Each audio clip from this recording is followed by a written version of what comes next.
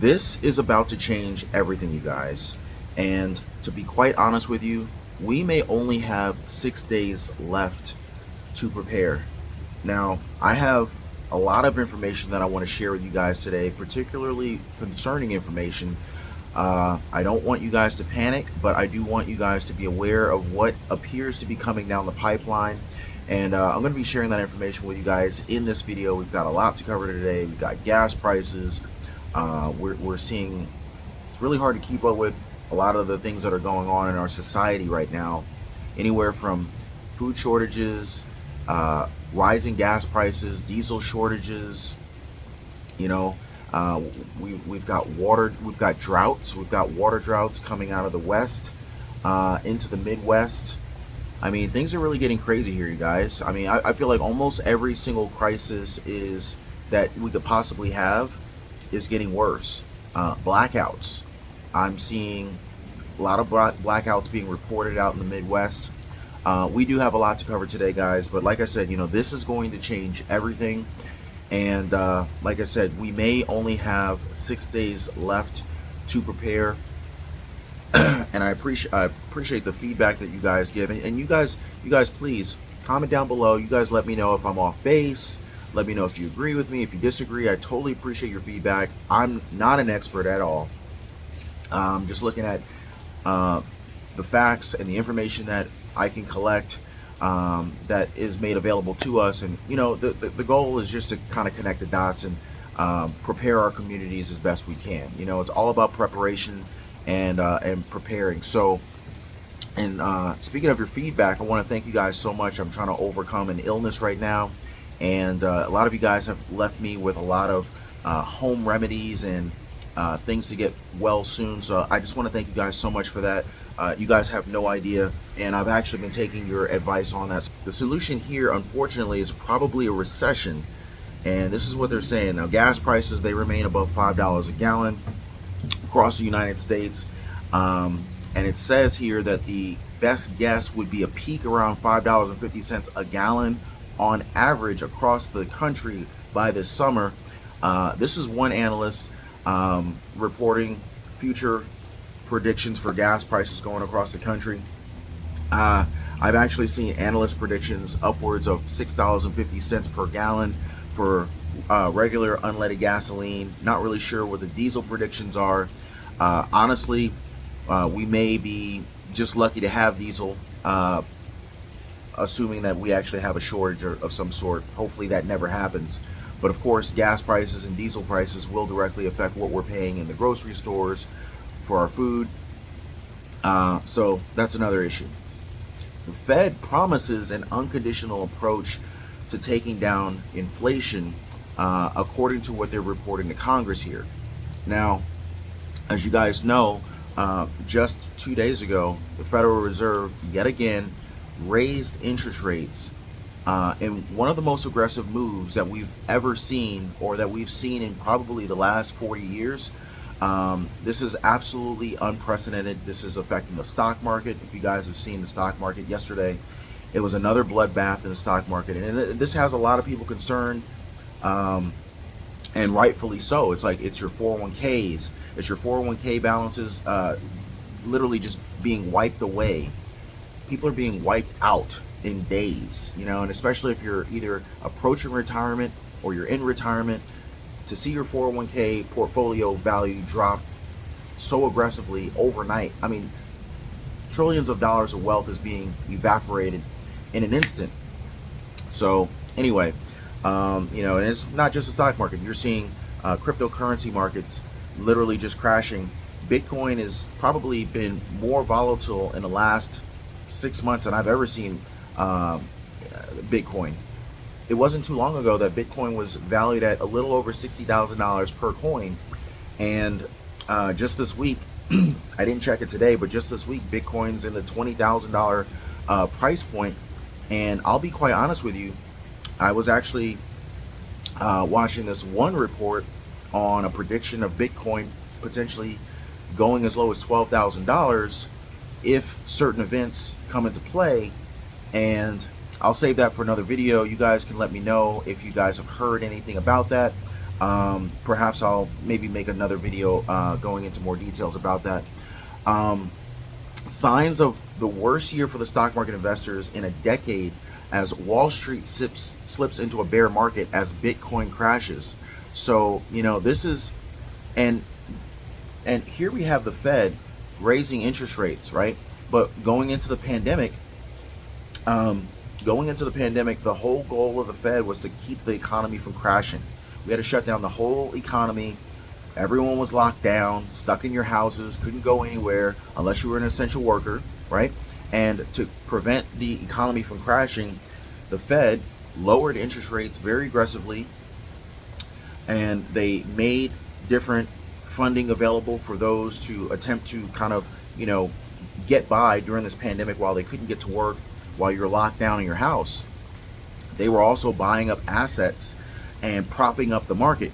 Well, right now we're in this super high inflationary period where it's essentially the economy is overheating. And so now what the Fed is trying to do is they're trying to back out of what they did to keep the economy propped up. Me personally, I feel like we're on the verge of an economic collapse, but they're not going to tell the American people that, because that will cause widespread panic. Obviously, we don't need that. We don't want that. But when you look at what tools are available to the Fed, it's kind of like, okay, well, if they lower interest rates, which is their most powerful tool, right? So if they lower interest rates, this is going to prop up the market, which is why we saw the stock market shoot up, which is why we saw Bitcoin, Ethereum, other cryptocurrencies shoot up, because many people were anticipating the inflationary effects of this. So basically, to counterbalance or counter effect inflation, there were certain assets that many investors piled into, hedge funds, pension funds, people like me and you piled into cryptocurrency in the stock market and rode this massive wave up. Well, now the Fed, they're basically pulling out because they're realizing that the economy is overheated, or at least according to their metrics, right? Now, I don't want to go too much of this. I do want to go into why we only have 6 days left.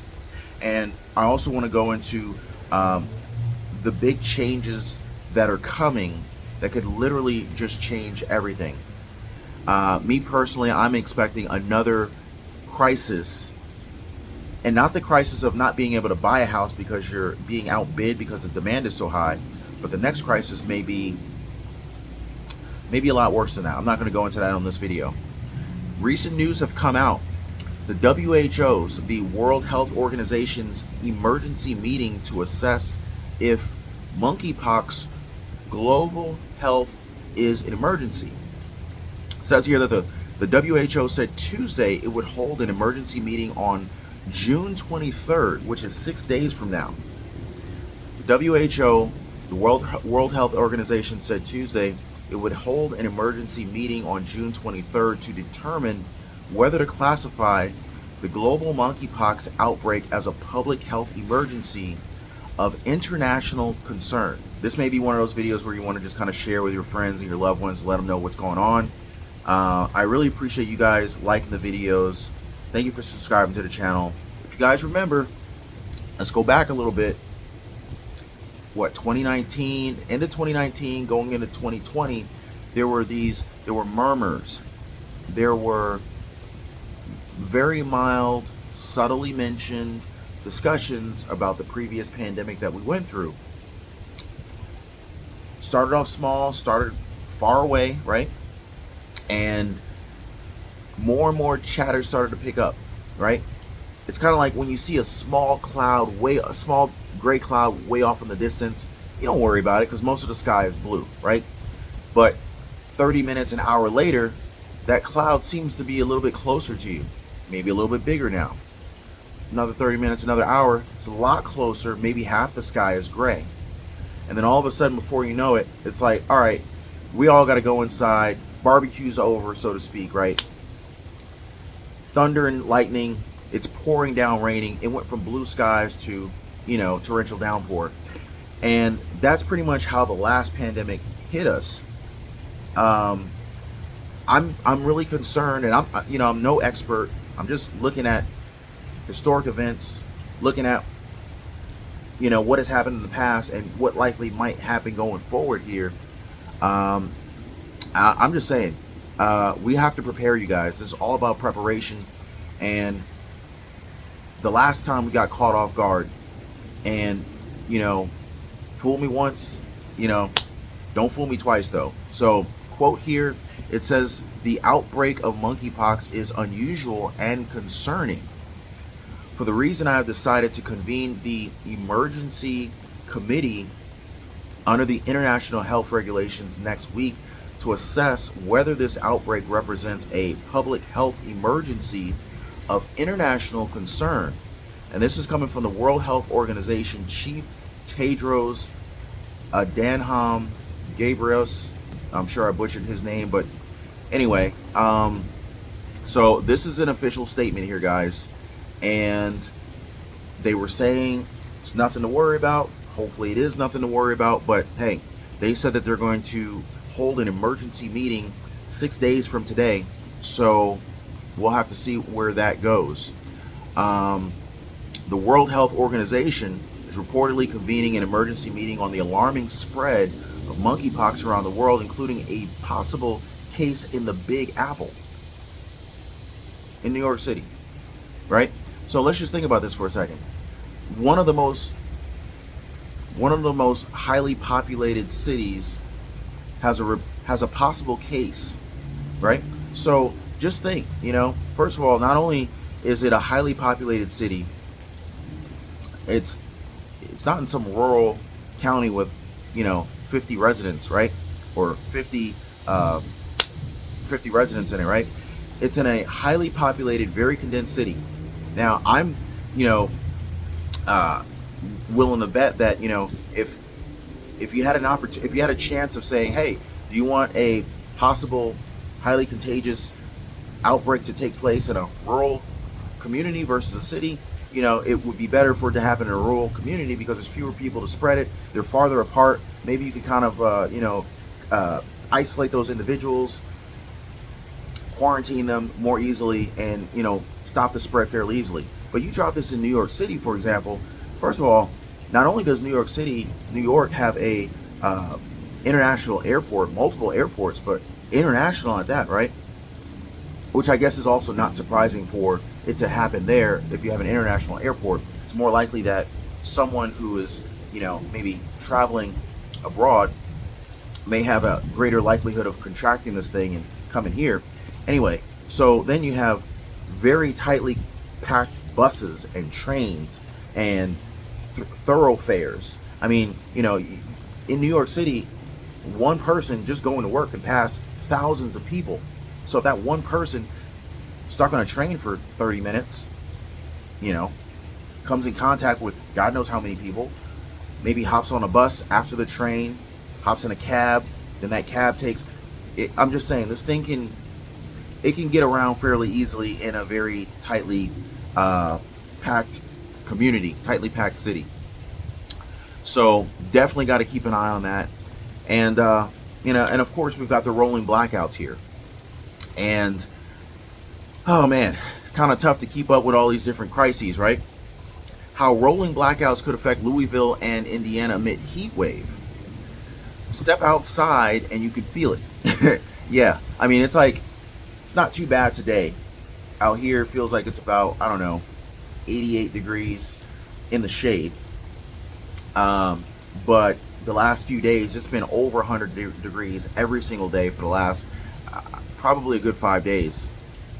But moving on, it says rolling power outages are unlikely under the current conditions, said a spokesperson at the Mid-Continent Independent System Operator, which runs the power grid portions of the 15 states, including all of Indiana and parts of western Kentucky. But as temperatures are expected to continue dancing around 100 degrees this week and the next, both local and national authorities or officials believe the risk for rolling power outages in southern Indiana have never been higher.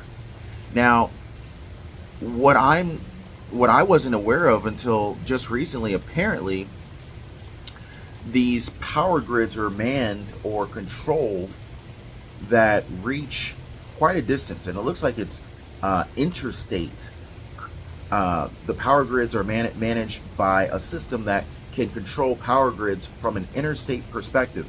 So multiple states or portions of states could literally have power cut from a central location. So this is really scary when you think about it. And you probably won't get a whole heck of a lot of notice before the shutdown or before the power shutdown or the blackout occurs. I mean, can you imagine if you're a elderly individual and you can't survive in 100-degree temperatures without your air conditioner running, or if you're preparing and you're prepping and you have a refrigerator or freezer full of food, how many hours can your food withstand lack of a refrigeration because of a power outage, because of a blackout? So that's really concerning. This other article here says, as the end to a moratorium on shut-offs looms, some CenterPoint customers will soon lose their power.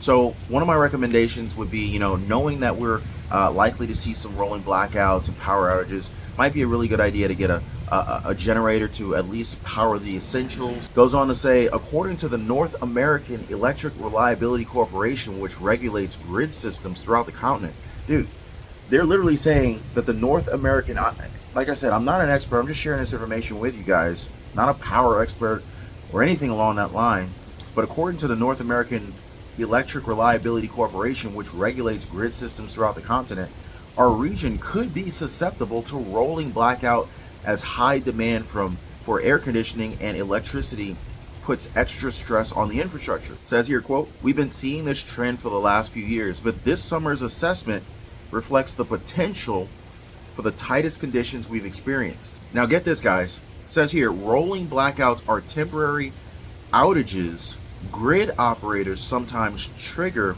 to ensure the system has enough capacity to keep going. They ease the load and hopefully prevent massive blackouts from affecting an entire region. States such as Texas and California have seen rolling blackouts off and on during periods of extreme cold or extreme heat.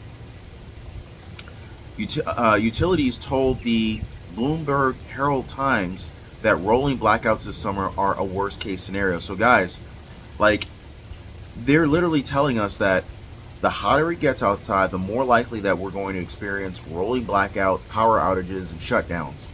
So all I can say, guys, is they're in control. They're going to pick and choose who's going to lose power. I hope you're not one of them, but just prepare. This may be one of those videos where you want to just kind of share with your friends and your loved ones, let them know what's going on. I really appreciate you guys liking the videos. Thank you for subscribing to the channel. And if you haven't already, drop a like for the video. I really appreciate that. And I will see you guys on the next video. Take care.